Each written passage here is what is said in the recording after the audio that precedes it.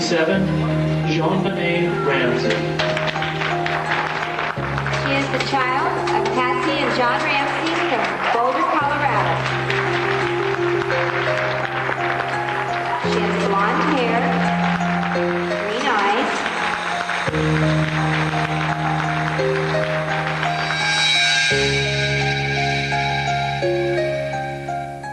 Tonight, new evidence about the murder of a 6-year-old beauty queen and about the prime suspect who might have killed her. Name and how old you are? My name is Jean-Benet Ramsey and I'm 5'9". The torture and killing of Jean-Benet Ramsey in her parents' home on Christmas night reverberated around the world. It made her the most famous murdered child in history, and her millionaire parents, accused of the killing, the most hated couple in America. We, the jury, find John Bennett Ramsey liable for the wrongful death of Jean-Benet Ramsey. John Ramsey liable. And as to Patsy? We, the jury, find Patsy Ramsey liable for the wrongful death of Jean-Benet Ramsey. Because we're the parents, we're the murderers? Is that the thesis? It's sad if that's what we think as a society of ourselves. I don't know what they think. All I know is we didn't do it. I don't know what happened. God knows, and he's not telling. Few believed them. But despite all the accusations and outrage, the parents were never charged. Today they live quietly in Michigan, a remote area of the U.S., north of Detroit.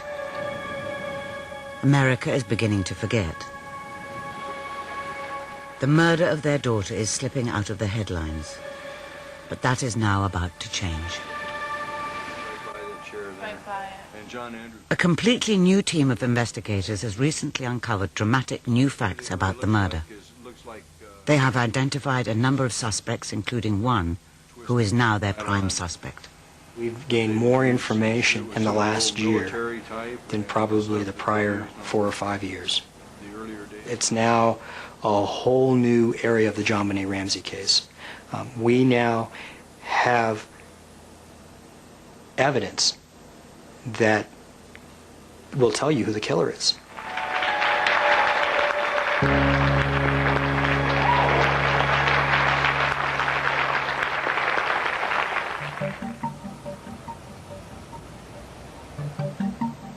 Boulder, Colorado, one of America's most remarkable cities. At the foot of the Rocky Mountains, its high-tech companies have attracted many of America's most talented people. With its own skiing resort, exclusive restaurants and bars, it is a haven of affluence and privilege. But the murder of Jean-Benet 7 years ago has revealed a darker, bleaker side to Boulder. The story of that murder began here at the Ramseys' home on Boxing Day morning, 1996. Her parents say they awoke early to find their 6-year-old daughter, Jean-Benet, missing from her bedroom, and a ransom note lying on the stairs. Minutes later, Patsy Ramsey called the police. Kidnapping. Hurry, please. Explain to me what's going on, okay? There's a note left and our daughter's gone. A note was left and your daughter is gone? How old is your daughter? 6 years old. She's blonde. 6 years old. Oh my God, please. The police arrived within minutes. From the outset, they suspected the parents. Their suspicion grew when John Ramsey, asked by the police to search the house, found his daughter's body in this small cellar room. By the time Jean-Benet's body was removed from the house that night, police already believed the parents were responsible. It was leaked to the media that not only was there no evidence of a break-in, but no one could have got in because there were no footprints in the snow. The media was then told that there was evidence of pornography and sexual abuse. When the police leaked their belief that Patsy Ramsey had killed her daughter in a fit of temper about bedwetting, and then staged a kidnapping to cover it up, media coverage became hysterical. Tonight on Hard Copy, a bombshell in Boulder. A published report puts John Benet Ramsey in her parents' own bed when the brutal attack began. Their most likely scenario is that John Benet went up to her parents' bedroom, wet and weepy. Her frazzled mum completely lost it and battered her. Police interrogators put the bedwetting theory to Patsy Ramsey. How about the theory that this was an accident? John Benet got up, or something happens, there's an accident,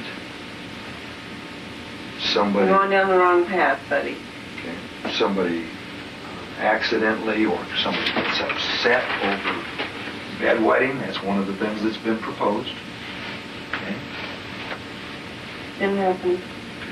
If she got up in the night and ran into somebody, it was somebody there that wasn't supposed to be there. I don't know what transpired after that, whether it was an accident, intentional, premeditated, or whatnot. But it was not one of her 3 family members that were also in that house. Period. End of statement. The Boulder police were convinced she was lying. Outside prosecutors were appointed who took the case to a grand jury, asking that the Ramseys be indicted for murder. Yet District Attorney Alex Hunter surprised everybody when he announced the result. We do not have sufficient evidence to warrant the filing of charges against anyone who has been investigated at this time. Most Americans, led to believe the parents were guilty, greeted the announcement with disbelief.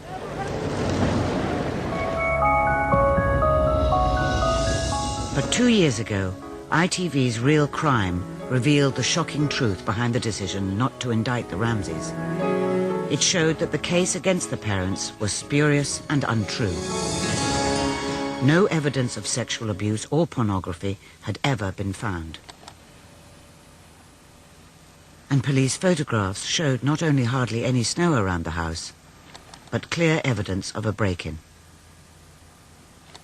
ITV also revealed that the police theory that John Benet had been killed by a sudden angry blow was also untrue. Forensic evidence shows she had been hit on the head, but only after being immobilized with a stun gun, tortured and garroted. If someone is hit on the head with any force at all, it'll either swell or it will bruise or it will bleed. In the case of John Benet, there was no swelling, there was no bleeding, there was no bruising. If John Benet was hit on the head first, there would be some length of time between the time you would even think of staging this crime. Then you would have to go out and you would have to find duct tape, you would have to find cord, and you would have to construct a garrote, and you would have to tie her hands, and you would have to bring her down into the basement. And then you would have to sexually assault your own daughter. If that would have taken all that time to do this, there would have been massive bleeding inside that skull. So it's ludicrous even to think that the head blow came first. The head blow came last, almost at the time of death. Despite this, and despite the grand jury verdict, the Boulder police maintained unrelenting pressure on the parents. If I told you right now that we have trace evidence that appears to link you to the death of John Benet, what would you tell me? That is totally impossible. Go retest. How is it impossible? I did not kill my child. I didn't have a thing to do with it. And I'm not talking, you know, somebody's guess or some rumor or some story. I don't care what you're talking about. I'm talking about scientific evidence. I don't give a flying flip how scientific it is. Go back to the damn drawing board. I didn't do it. John Ramsey didn't do it, and we didn't have a clue of anybody who did do it. My life has been hell from that day forward. And I want nothing more than to find out who is responsible for this. Okay? I mean, I want to work with you. not against you. Okay? This child was the most precious thing in my life. And I can't stand the thought of thinking that somebody's out here walking on the street. God knows they might do it again to some other child. You know, quit screwing around asking me about things that are ridiculous and let's find the person that did this. Criminy. There was widespread concern that murder detective Lou Smith had resigned because of how the parents were being treated. I think the case is in deep trouble. And I think it's in deep trouble because the Boulder Police Department has really staked its reputation on the Ramseys being guilty. And once that's happened, that police department can't perform its function. That edition of Real Crimes was so controversial it did not go out in the US for over a year. But insiders in Boulder knew what was happening. Within days of the program's eventual transmission, District Attorney Mary Keenan took the case away from local police and called Lou Smith back to lead a new investigation. For most Americans still convinced of the parents' guilt, it was another unexpected twist. But they are about to hear much more extraordinary news. During the past year, the new investigation set up by the DA's office has uncovered dramatic facts about the killing that will shock America and which identify an entirely new prime suspect.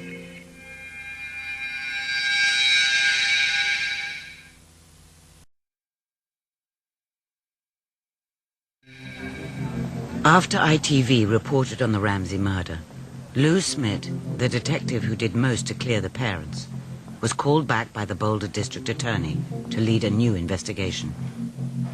Because of this, he is bound by the confidentiality of her office and no longer able to talk to us. But the Boulder DA's office is neither equipped nor funded to carry out major murder investigations, so it has also sought the help of private detectives, once employed by the Ramseys to hunt the killer.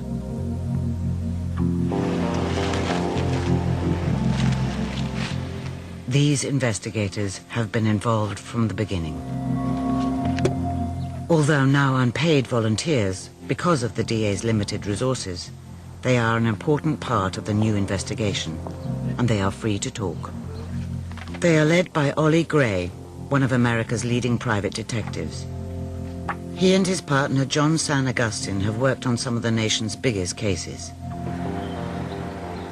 The Boulder police tried to hire them the day after the murder, but only to pursue the parents, so they declined to help. David Williams, one of Colorado's leading private detectives, was also involved from the first day. Former investigator Jennifer Getty was hired a week later by the parents. They are deeply disturbed by what they have discovered. There was information turned over to the Boulder police that there were several individuals who had not yet been interviewed who lived on the block. It has become clear that the Boulder police even failed to carry out proper house-to-house inquiries. We're finding out that there were people that were never even followed up. I mean, literally people within, 100 feet. There were certain individuals in the neighborhood who had criminal backgrounds that had never been talked to. They include two men living near the Ramsey home who left Boulder immediately after the murder. Both have criminal records, yet neither has been interviewed. Two convicted pedophiles who live nearby have also never been eliminated. These detectives have found, too, that the Boulder police dismissed important information if it pointed away from the Ramseys. Even though the report says they should be eliminated. They would either treat it with indifference or they would attempt to discredit it. Early on, the Boulder Police Department made their minds up about the Ramseys, and that was that. Frustrated by police indifference, many with information passed it instead to the Ramsey lawyers. Eventually, the paperwork on these leads filled 67 boxes. The leads were given to the police, but little was done. Well, they were manipulating what they were telling everybody is what they were doing because it didn't go along with their theory. These detectives have discovered an even more dramatic failure